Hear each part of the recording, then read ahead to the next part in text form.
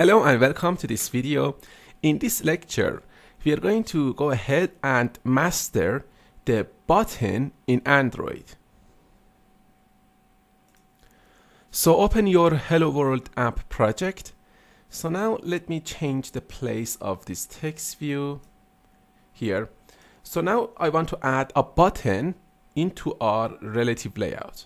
So I'm going to drag this button from this palette section and put it below this text view. So when you select this button, at the right hand side we have the attributes section.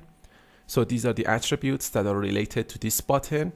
We have the ID, we have the layout width, the layout height. That's the same as text view. You can change these attributes. For example, we have the padding, and for the padding I can put, for example, number 9.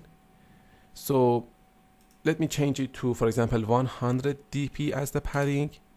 So now you can see that the inner space is increased, the same as text view. The inner space between the button text and this button here, the outer frame. So now let's go ahead and select this button again. So make sure to play around with these attributes a little bit in order to see what happens. And every time that you make a change to your button, make sure to run it in order to see that whether it works or not. Sometimes you may change an attribute that is private and your application may crash because of that change. So this is very important. Now that we have this button, let's go ahead and give it an ID because we want to interact with this button. So first, let me change the background color of this button because I don't like it. So here, let's click on this three dots button and then go ahead and click on add new resource, we need to first click on the color tab and then add new resource, new color value. Go ahead and choose a color here, for example, and let me change the text color of this button.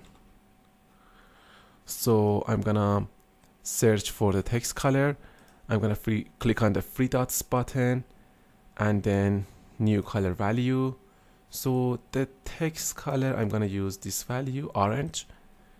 So I think that's okay. But now I'm gonna give an ID to this button. It is going to be btn click.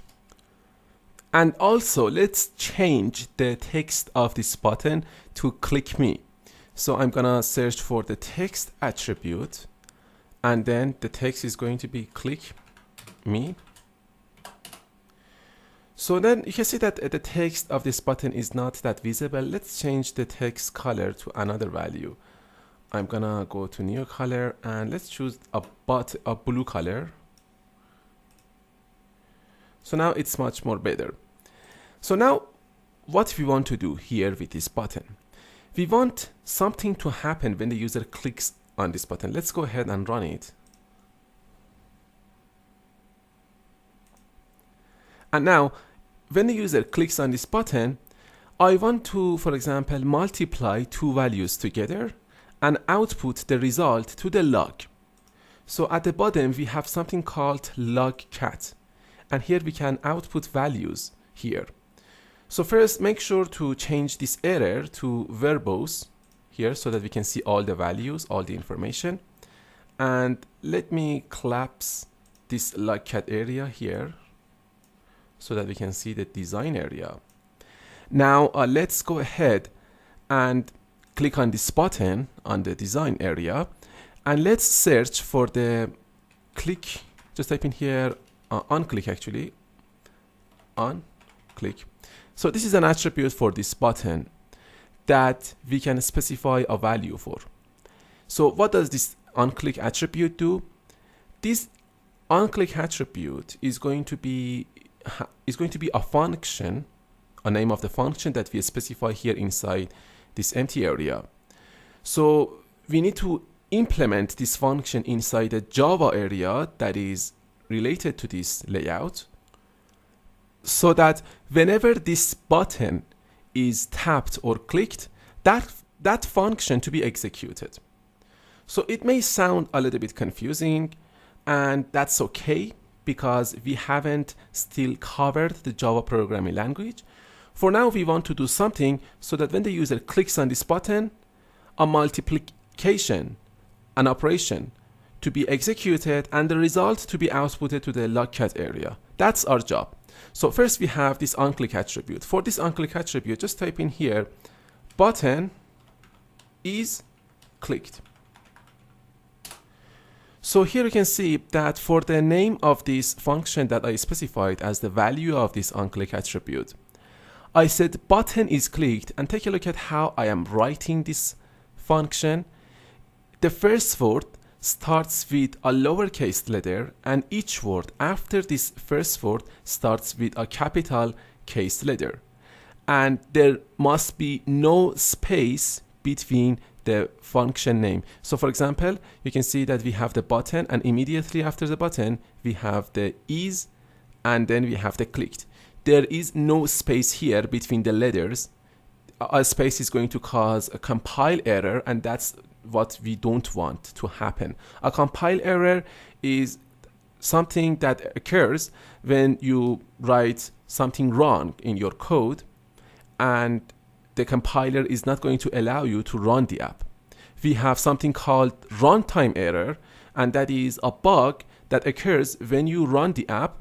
There is no compile error and you run the app and your application crashes. That is called runtime error. So make sure to know about these two terminologies.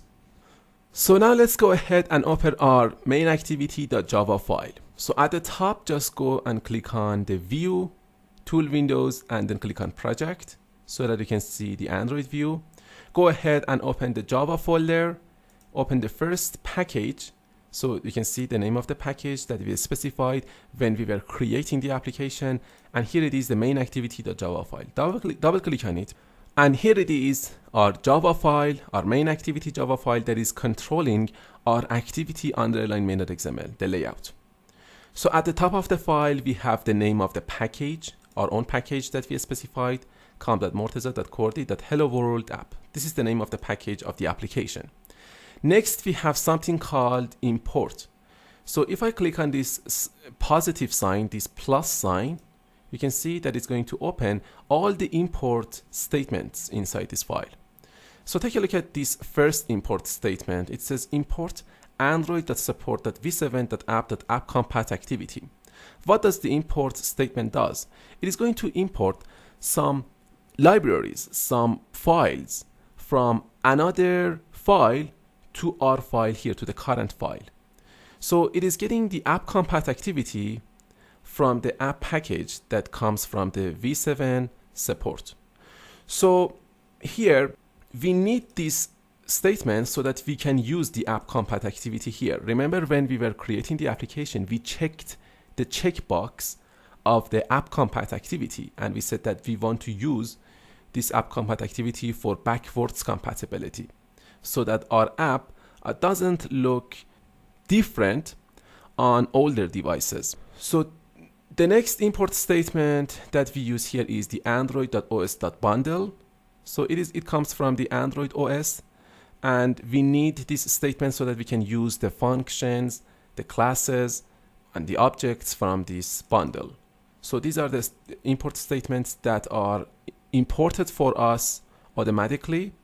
But later, for example, if we want to use other features of Android, we need to import the specific library, the specific class to our file so that we can use it.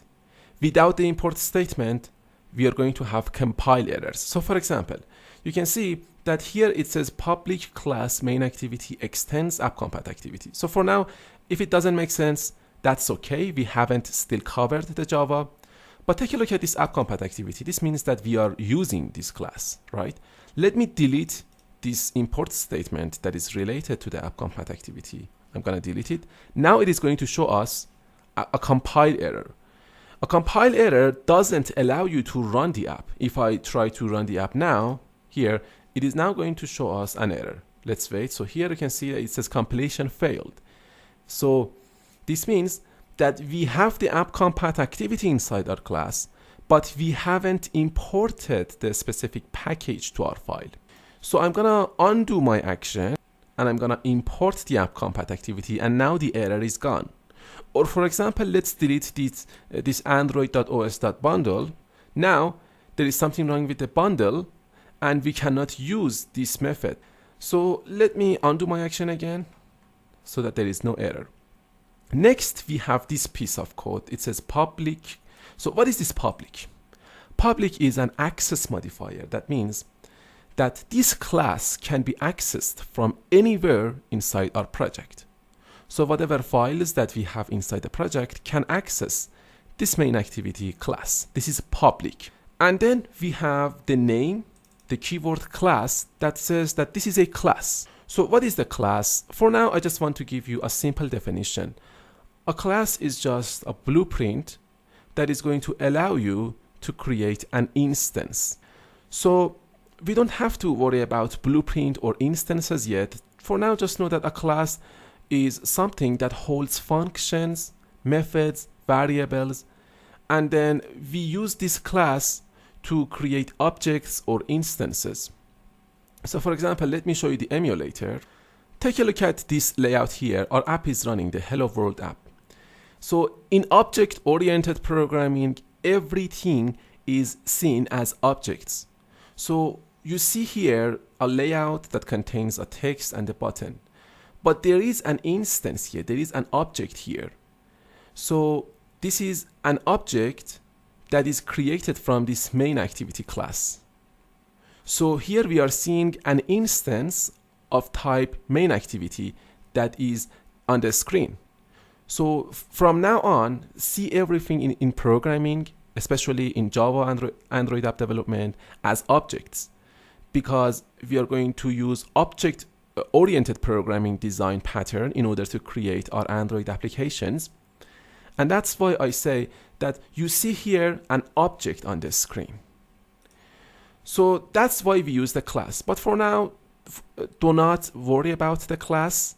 I will talk a lot about classes later. Then we have the name of the class, which is going to be the main activity. We specified the name of the class when we were creating the project. Then we have the extends keyword. So extends means that this class is going to get all the functions and properties and capabilities or features of another class. So here this main activity extends the app compat activity. So whatever is inside this app compat activity that is public and that is accessible can be used inside the main activity class. So in other words, in this case, we say that there is an is-or relationship between these two classes. The main activity is a app compat activity. Okay? So I will talk more about inheritance later. For now, just know that the main activity can get all of the functions and features of the app compat activity. Then we have the opening curly brace followed by a closing curly brace of this main activity class. So each class must have a body. So when you create a class, you must put an opening curly brace in order to open it and a closing curly brace in order to close it. Okay? This is the block that we use. Opening curly brace followed by a closing curly brace. Inside this class, we have something called a method. First, you can see the override keyword. So the override keyword means that there is a method inside this app compat activity that this main activity here is creating another implementation for it. So we get, here you can see that we have a method that we get from the app compat activity, but this main activity is trying to create another implementation for it. It's trying to redefine it. So after this override keyword, we have the protected keyword. The protected keyword is another access modifier. It is a little bit like public, but it only allows certain classes to access that specific function or method. So I'll talk more about access modifiers later when we are learning about the inheritance in Java. So just know that the protected is like public, but only certain classes can access protected methods. Then we have the void keyword. Void keyword means that our method is going to do a job, but it's not going to return anything. So for example, if I ask you to multiply 3 by 5, you are going to multiply 3 by 5 and you are going to get the result for yourself.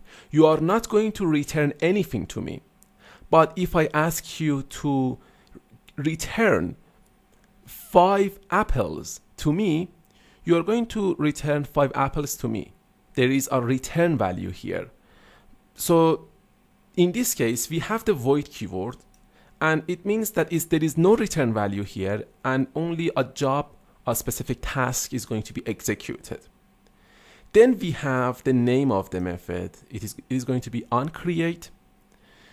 Inside the parentheses, we have something called parameter, and the first value is the type of the parameter, bundle, and the name of the parameter, saved instance state. So the saved instance state is going to be used for specific values that are going to be saved in specific states. So for example, if your phone is in portrait mode, that is a state. Or if it is in the landscape mode, that is a state. And we can actually save data in those specific states so that we do not lose data.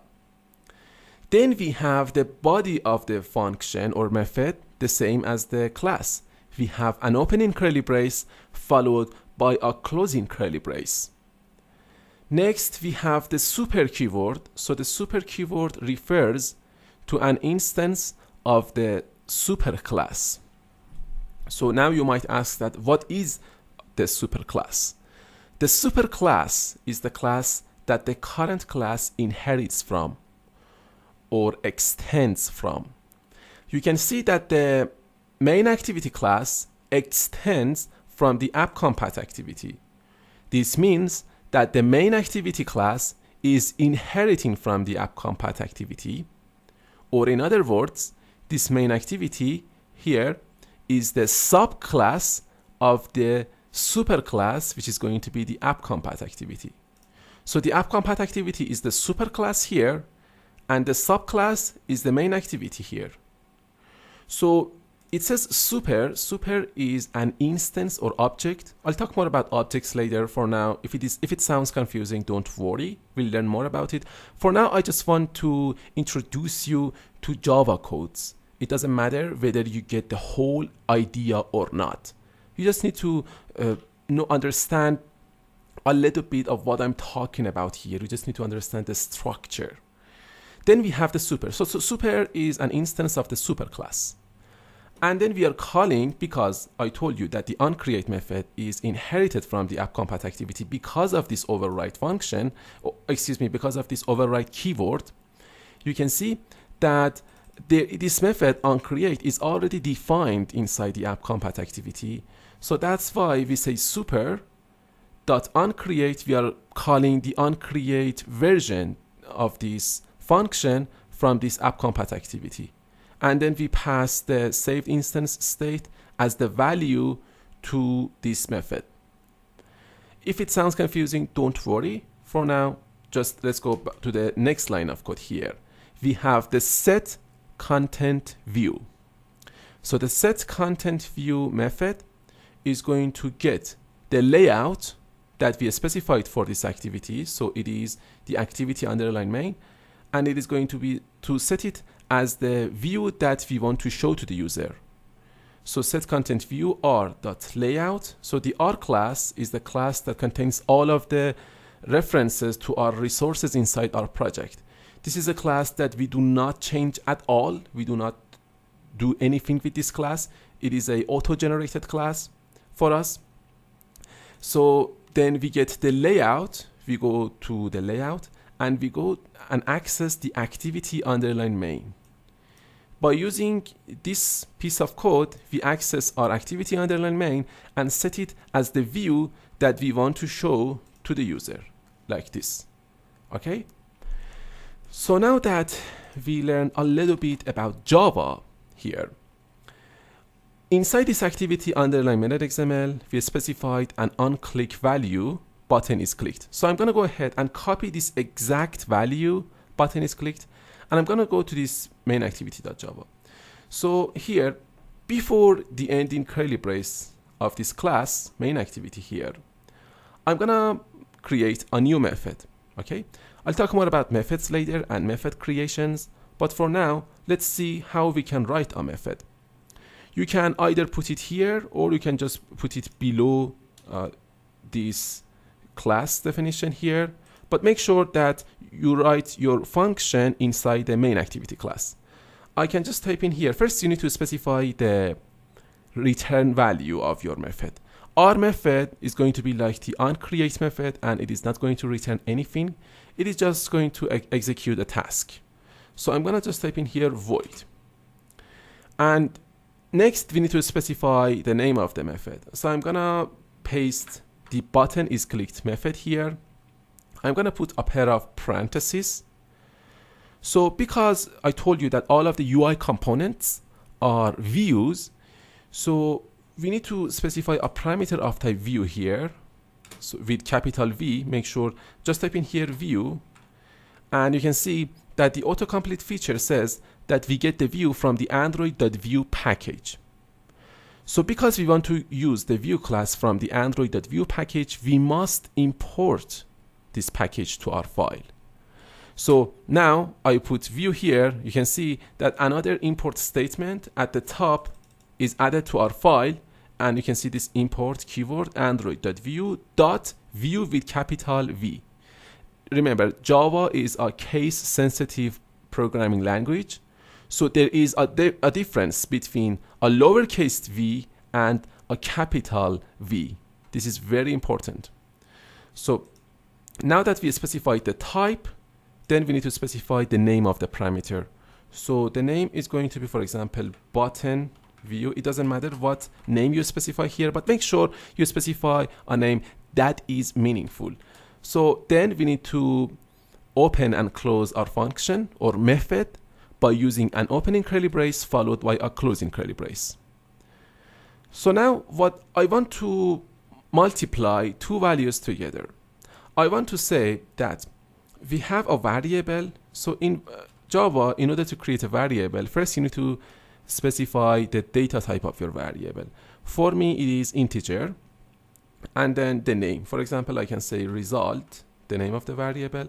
I'll talk more about variables later, but variable is just a container that holds values. So our variable that we created here is of type integer, and this means that this container can hold only and only integer values.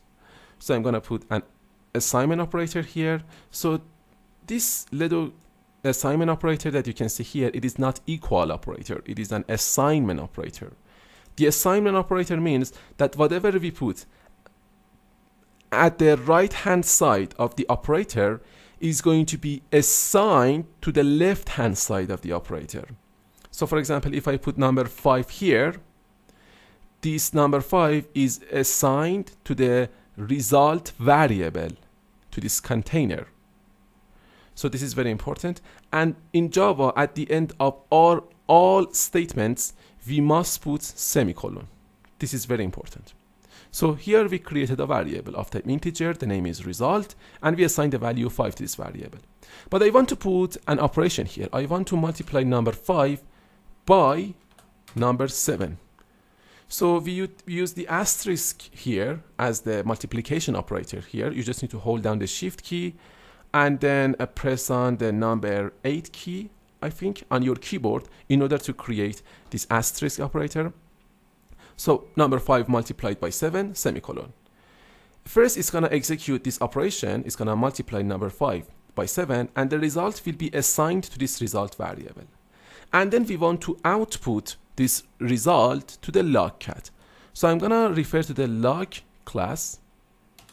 Remember that when I type in here log, the log is coming from the android.util package, and we can see that another import statement is added at the top of our file, android.util.log here. And I'm going to type in here dot. So here we have different versions of this method. We have log.I, D, E. So the I stands for info, D stands for debug, E stands for error. So the same as here, for example, if you click on logcat, take a look at this filter here. If I click on it, we have verbose, debug, info, warn, error. So we are going to use the info. And that's why I am going to type in here log.I. So this log.I needs 2 arguments. So now you might ask that what is the difference between argument or parameter? The argument is the actual value that we pass to our function or method. So here we need to pass 2 codes. First we need to specify the tag. You are going to learn about tags in a moment. For now, let's put a unique value here in uppercase letters. I'm gonna type in here, for example, operation.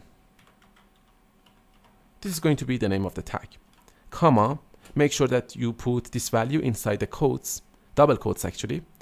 And as the second argument, we want to put the value that we want to output to the log. So I'm gonna type in here result. And I'm gonna put a semicolon at the end of our statement. But here you can see that it's showing us an error, this red line below this result. It says that we must pass a value of type string to this log.I here as the second argument, but this result is of type integer. So in order to convert an integer to a string, we just need to put a plus and then 2 quotes. You can also search this problem online. You can search for how to convert an integer value to a string value in Java Android. And then you will probably get the same solution to this problem.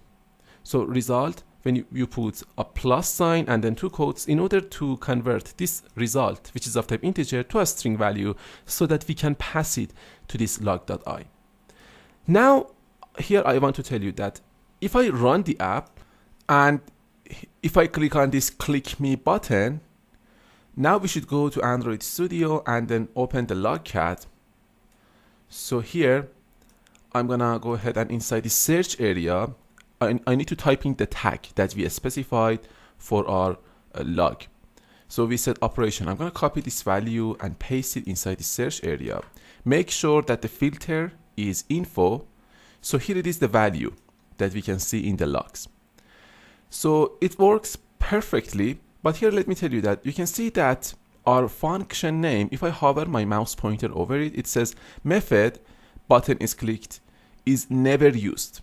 So this is wrong. Our method is used, and if I want to solve this problem, I need to put the public keyword before the void. And by the way, if you are, for example, doing the same example as me and your method doesn't work, that's because of this public keyword. We must put the public keyword here so that it recognizes the method that we specified as the value of this onClick attribute of this button here inside the XML file. So when you put the public, now if I hover my mouse pointer over this function, now we do not see that warning anymore because this function is being used actually. So now that our function is working perfectly, we can go ahead and I think it's time to do our challenge. Now I want you to go ahead and change the functionality of the application a little bit. So here it is our app, and when I click on this click me button, if I go back to the logs, so I'm gonna go to the logs, and inside the search area, this time I changed the tag value to tag. It's gonna output the value of the text view here in the logs. For example, the value of the text view is I am an Android developer. The same value should be outputted here. Whatever is the value of this text view is outputted in the logs. That's your challenge.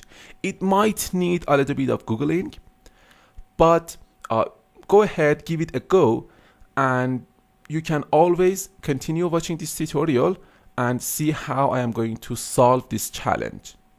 So good luck. So let me show you how it is done. So first, because we want to get the value of this text view, we need to specify an ID for this text view. So I said that the ID is txt of this ID attribute of this text view. And then we need to go back to main activity. So here I commented out these 2 lines of code. So when you comment out a line of code in Java, those codes will be completely ignored by the compiler. So in order to comment out a line of code, you just need to put 2 slashes before that code. So here, for example, we have this line of code, this variable, and I'm going to comment it out. I'm going to put 2 slashes here. Now it is commented out. So now I'm going to first, we need to have a reference to our text view inside our XML file. So I'm going to create a variable of type text view. So notice that when as I'm typing text view, it is offering me the Android.widget text view. So I'm going to select it. So when I select it, you can see that at the top, another line of code is imported. Import another Android.widget.text view. So the text view is added to our file. And then we need to specify the name of the variable. So I'm going to type in here just text assignment operator. So next we need to create a reference to our XML UI component. So that would be find, just type in here find view by ID. So in order to access the ID, we need to access the R class, r.id.txt. We need to refer to the ID of our text view and then semicolon. Next, we need to type in here log.i. So first we need to specify the tag inside the quotes. You can put whatever value that you want. I'm going to type in here tag, comma, and then I'm going to refer to our text view. So I'm going to say text dot. I'm going to access the text of our text view. So I'm going to type in here get text. So the get text method is going to return a value of type char sequence. So char sequence is a little bit like string, but it is not string exactly. I'll talk more about these data types later. For now, notice that as the second argument of this log.i, we need to put a value of type string. So I'm going to convert it to a string value by typing here dot to string. And then a semicolon at the end. Let's go ahead and run it. Let me show you the emulator. So here it says I am an Android developer. I'm going to click on click me. And then I'm going to go back to my log. So here in the log, it says I am an Android developer. This value is outputted here. So in the next tutorial, we are going to allow the user to provide some inputs to our application by using the text fields in Android. So I look forward to seeing you in the next video.